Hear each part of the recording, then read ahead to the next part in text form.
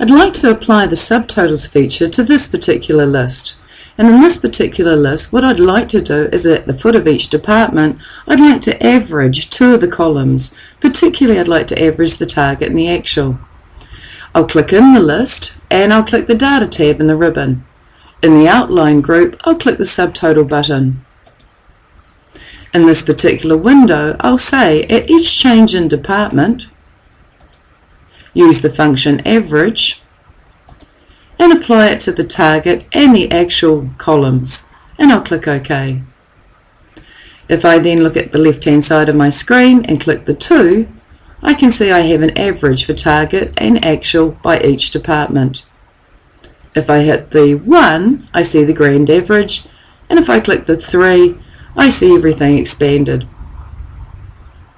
To remove the subtotals, I'll click in the list, click the subtotal button, and click the Remove All button.